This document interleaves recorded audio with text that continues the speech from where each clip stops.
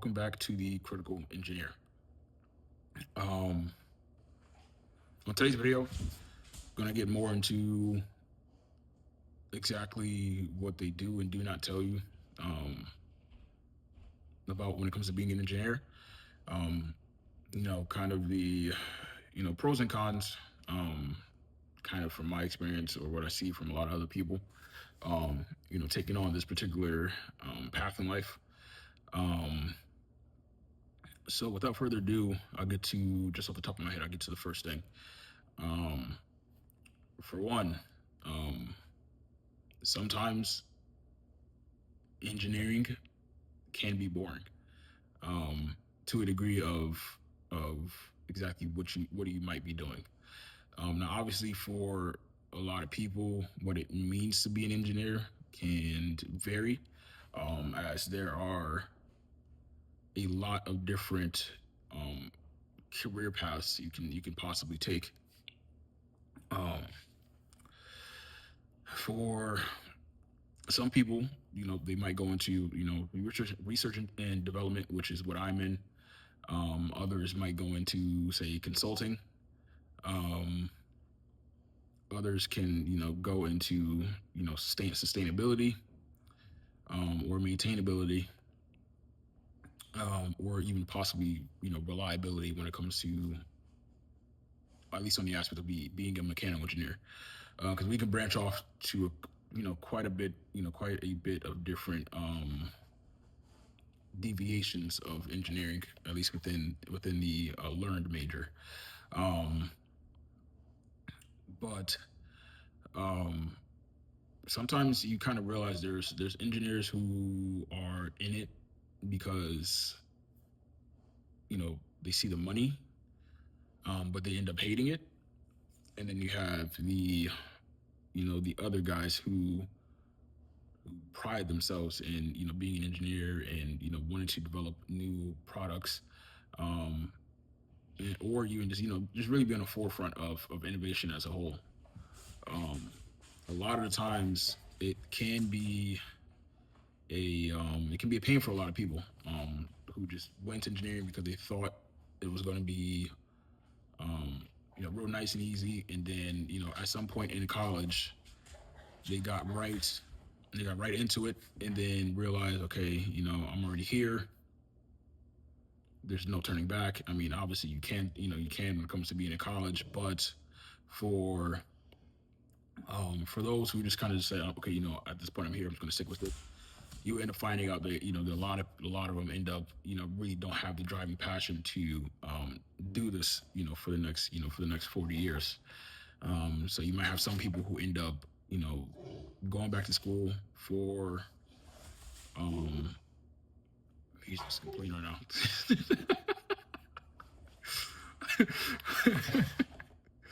Oh man. um there's a treat that he was playing around with, and now he's trying to get to it. um he might have just gotten it, but bear with me. um there some people might go back to school and go ahead and get like a random business degree, and they might end up going ahead swapping out their career paths at some point. There's not necessarily, there's never a point where you can't change your mind, but for some people it always gets to the point where it's like, okay, I'm here, this career makes a good amount of money, um so I'm just gonna have to just suck it up and stick through it.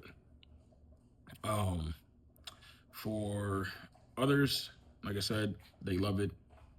I have no complaints really, outside of there's just some things you kind of like grow, essentially growing pains. Those growing pains can be a bit rough, which I'm going to kind of delve into a little bit. um I guess the second one off the top of my head is the aspects of pay. For a lot of engineers, depending on what your discipline is, pay is going to be can vary. um Excuse me.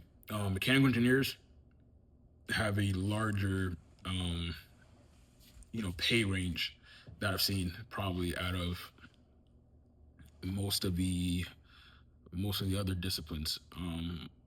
Obviously, for um, software developers, obviously since now we got AI, um, and AI has really taken over a lot recently. Um, but software development, computer engineers, they typically get paid quite well, faster than the other majors.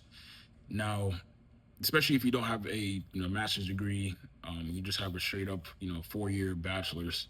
Um, Being in the mechanical engineering discipline can there's going to be growing pains. Um, your salary can range anywhere between 50 the 50K range, and as you go up, you can hit the mid six figures, and depending on exactly what your route from there ends up looking like, you can kind of vary on the upper end of salaries. um so for especially with college getting expensive, that's something I'm currently dealing with. Student loans are a pain. Student loans are a legitimate pain. um but was it worth it? Yes. Now, could have possibly gone a different route. Yeah, there's always different ways to make going to school a bit cheaper. Scholarships and so forth, things of that nature. Um, can be quite a help. But for the average the average Joe, fresh newbie engineer, definitely with a mechanical engineering degree, or for most, I can just put it as a blend because I don't necessarily know about the full, for the full other, different um, disciplines when it comes to majors. But at least from my experience, you're gonna have some growing pains. You're definitely going to have some growing pains. Pay is a driving factor for a lot of folks these days. So, a fair warning is those jobs that have a higher salary, a higher pay, competition is going to be up there. Um, I was fortunate enough to go ahead and after my first couple of jobs, company wise, I was able to kind of slowly kind of get my salary up there. Now, obviously, I still have student loans, so a lot of my finances go towards student loans. I live on my own as well, so rent also is a pain, especially in the area I'm at, and trying to get around that it can either be in, okay, you can stay in a decent place, or you stay somewhere completely terrible, but you're paying cheaper. Um, so you know for those who you know don't go back home living with their parents, um, your best bet as far as right now is going to be going ahead and finding a roommate immediately, just to kind of alleviate some of the financial burdens that's going to end up taking a toll on you once you get out of college. But if you have the opportunity, by all means, go back home, live with your parents, save up, um, save up as much as you can before you kind of make that decision to go ahead and live on your own. Because obviously, living on your own, everything is completely on you. Um, which I wish in 4 years ago would have went back, lived at home. But as far as in the particular kind of field or companies I wanted to work for, everything was up. Is where I'm at. Um, so I had no choice but to initially have some roommates, and then everyone kind of split, went their own ways, and now on my own. So there's some more financial burdens and all that stuff. That I deal with essentially. Um, so really, the heads up for that is going to be your pay might not be great your first 2 or 3 years. Um, definitely might not is it's not going to be great depending on where you kind of land at, what kind of jobs are in your area, whether or not you drive or not is going to be a factor in a lot of things. But your pay is going to be one of the biggest things you're gonna see. It's like, okay, I'm only making X amount. I'm an engineer, or you think that way. And I used to think that way all the time. Coming out of college, I was like, yo, I'm an engineer. I'm going to be making the six figures. I'm going to be able to really start doing kind of taking care of things on my own. Um, nah, no, I got hit. I got hit with life real fast, real fast. Um, at first it's like because the industry or at least the job market is also pretty tough at the time back in 2021. um I went straight for that operations manager job because it was paying me enough. It was paying good, but also I was working nonstop. I was working overnight, and the overtime was something I couldn't just give up per se. um but at the same time, then I had roommates, so it's like things weren't as bad. But then after a while, like physically, the toll on my body, that's just wasn't something I could do. Was doing overnight, 14-hour days, and then going ahead and trying to do my master's at the time, and try to balance both. I was like not sleeping like 2 days out of the week, so cracking a monster, trying to go to class, and it really kind of ate up my mental capacity from going ahead and being able to focus on my master's. So that was that. But first job, wasn't really making that much. So then it was, became, a bit more kind of eye opening that, okay, the grind to get up to the point where you start to kind of creep your way up through, your entry level engineering position to your junior level, and then kind of working your way up to your senior level. Um, and then, wherever else you decide to go from there, it depends on the job. Um, and how they have their levels structured. Now moving on to really the third point about things they don't necessarily tell you.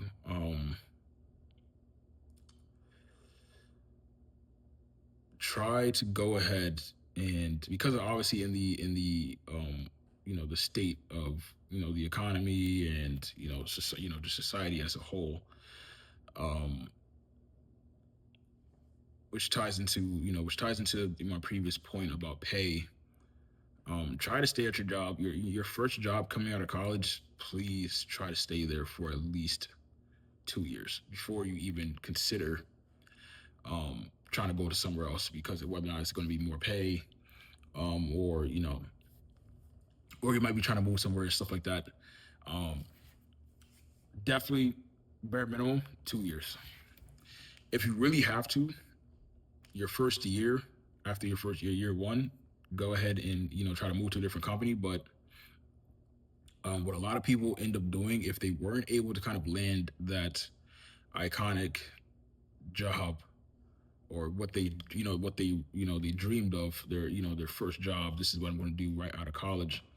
um you learn that you will take the job offer, or whichever company gives you the first job offer. After that, which is why I say after that, be there for at least 2 years before you decide to move on to something else. Because it's going to be rough. Companies do look at exactly how long you've been with your previous company, so because obviously they don't want to invest their money into somebody who isn't going to be there for at least a couple of years. Really, that 2 to 5 year is really where they're looking at. um so don't try to job hop. Obviously, you hear about now, there's a lot of people who job hop because of they're trying to get to the financial position that they want to be in. But after a while, companies start to look at it. They might ask you, okay, why did you leave this previous job? um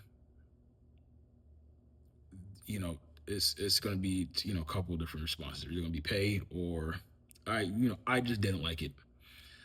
um but for those of you who do not have the who are not in the position to go ahead and be like, oh yeah, I've interned for SpaceX or NASA or Pratt Whitney or Lockheed Martin or Apple and so forth. You're going to either be in a position where you're going to either find the first job, you're going to take the first job offer you got, or which job offer you first got, or it's going to be like, okay, this not might not be exactly what I want, but it's kind of in line of what I want to do. Um, the the thing is like engineering is a grind. There's a lot of competition out there. I was fortunate enough to where in the position I'm in now, I was able to beat another 100 applicants, um, which I wouldn't necessarily say it's because of whether or not I'm the smartest engineer um, in the world. It's more so once I start working at a company, I always try to figure out exactly what can I improve before I ever decide to leave. I've been known to do, at least myself, I've been known to do that, with other companies. I try to fix things, update stuff, but your work ethic sometimes gets you further than exactly the knowledge you have. But obviously, they're going to ask you questions about exactly if what things do you know. GD&T for one is going to be um, the biggest, some of the biggest things they ask you about. But take 2 years, your first job, 2 years, 2 to 5 really, because like I said, you're coming out of school 21, 22, you have 40 years of engineering to basically get to wherever exactly you want to be able to go to. You have a lot of room. Now it sucks because, like I said, coming out of college, you might not be making as much. You might decide to you want to move back in with your parents, or you might decide to get roommates. And you're going to be learning how to either A, live off the bare minimum, or B, you're doing with what I'm currently now, because of just the sheer, costs of living, car note, whatever. Um, I'm now picking up a second job, which is not ideal. I prefer to, have some time to kind of, unwind from, from work. Now my job isn't all physically demanding. My job is very hands-on, being within the firearms industry, but I'm not always um, on my feet 24/7. If I'm going into testing and stuff like that, then yeah. If I'm doing testing for products and stuff like that, then I'm kind of bouncing around a lot. But for the most part, if I'm just straight up designing stuff, I am just there. I'm just at my desk, being able to um, just really just cranking out designs, validating designs, looking at drawings, working with purchasing and all that stuff to be able to get parts made, scheduling stuff with vendors and things of that nature. Um, so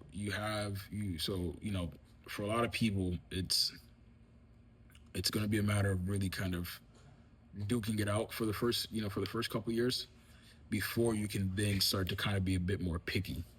Um, my suggestion is always going to be whatever company you end up being at, make the most of it, learn as much as you can, absorb as much information as you can, develop the skills that you need. And your jobs are always going to have to be which jobs are going to put you in the best position to get to that end goal. Now whether it's not you want to start your own business, your own company, like me, or you want to just work your way up, at whatever your dream company might be, and wherever that might lead you. Your goal should always be to you know increase the amount of information brush up on skills. For me, for instance, is learning GD&T, um, you know 3 design programs. For one, I use SolidWorks at my job currently. I use some analysis tools here and there. Um, you know, Understanding drawings, tolerance stacks, um, understanding, mechanical design principles, and certain foundational skills that's going to really take you a long way. That's always something you're going to want to try to focus on.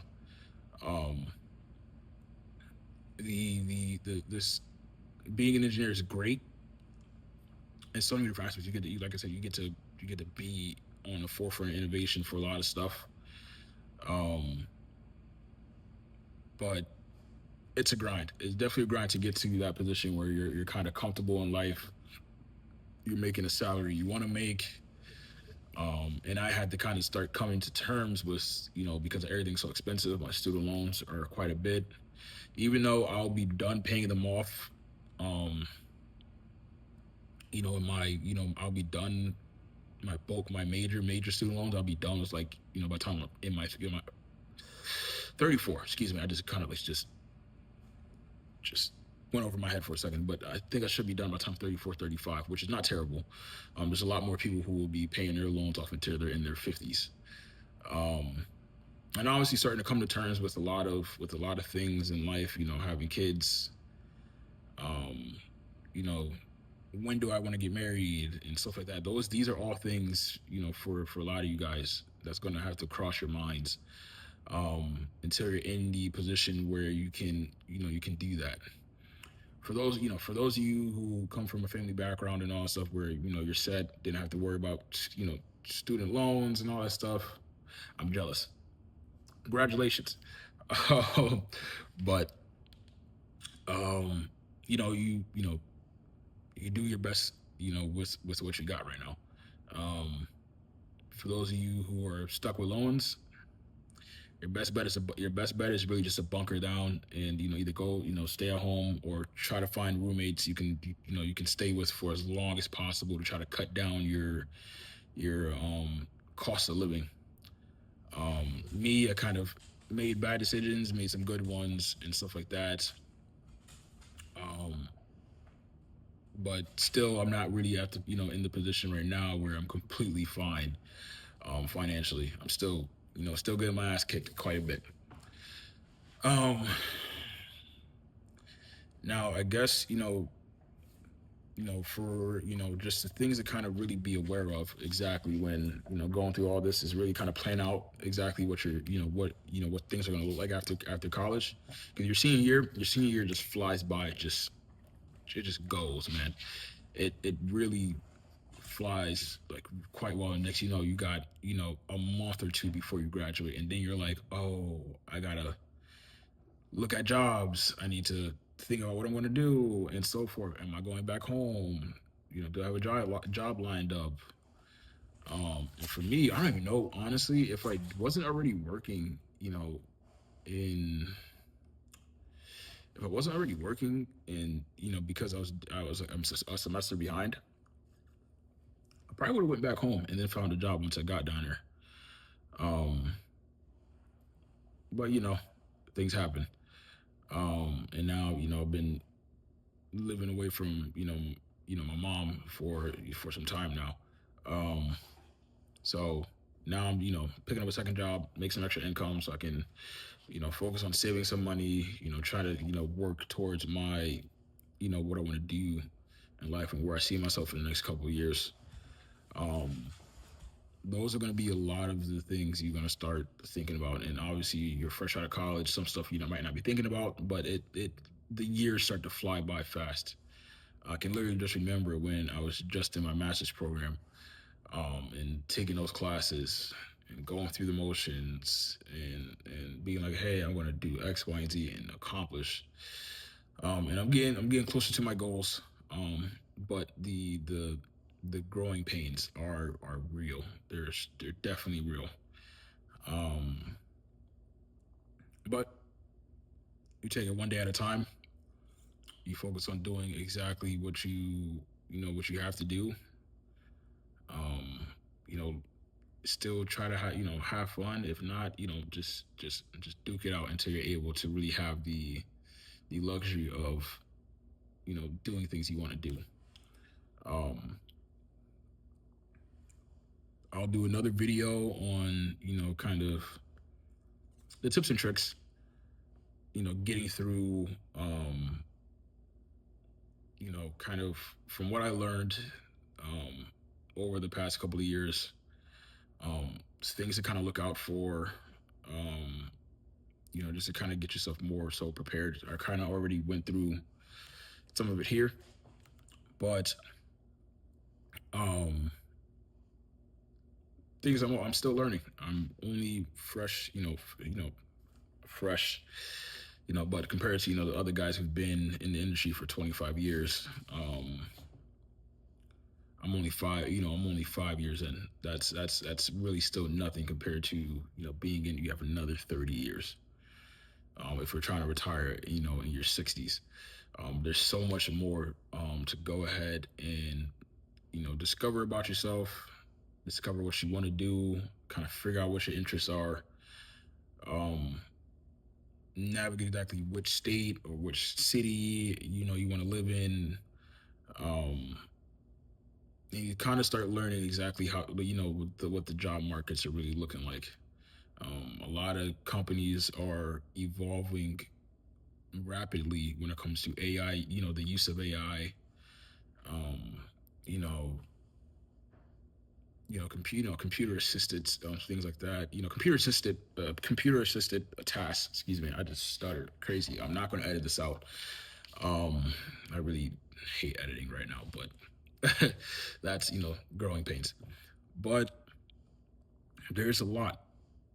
The age, or I guess the engineering, or this generation of engineers, and or at least the um, world of engineering from the Gen Z's perspective is going to be quite interesting to see roll out, because there's been so many different changes going on over the past 3 years that I've seen, with programs implementing a lot of new technologies, and then companies kind of pursuing different things. So we're gonna be in this, you know, like we're gonna see so much, and it's gonna be great. It's gonna be absolutely great.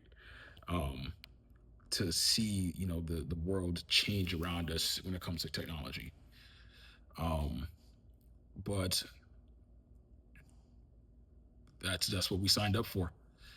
Um, but I think that's all I have for you guys today.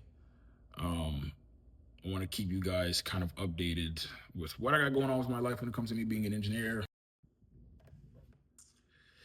Um, yeah, I wanted to just keep you guys updated on what I got going on. Um, the challenges that I'm facing. Currently I'm dealing with some stuff now, and kind of really figuring out exactly how to navigate a lot of these challenges. But with that, I think I'm gonna end it here. Um, Subscribe, comment down below, see if you can relate to some of the stuff that that I've talked about in the video. Um, Let me know if you guys want to see anything else, or you want to ask me particular questions about my views on things, my perspectives, what I've gone through so far, or I can talk to you a little bit more about what I do for work, or particular questions, because obviously I know that working in the firearms industry is a bit different. Um, there's things that, or at least it's such a niche, um, it's such a niche industry, even though we see them on a regular basis. But as far as a whole, like there's not like we have, like 2 or 3 thousand engineers. Like it's a small, high productivity kind of environment. We're always cranking out stuff. We're always working on new things. It's not like we have projects that are lasting like 5 years of development or 10 years of development. You our pacing for things are a lot tighter as far as time constraints. Well, it depends, but a lot of times it's not like we have these super huge, you know, $50 million projects or anything like that that are or research and development stuff. We actually crank out new designs, new products quite rapidly, which is stressful at times, but um,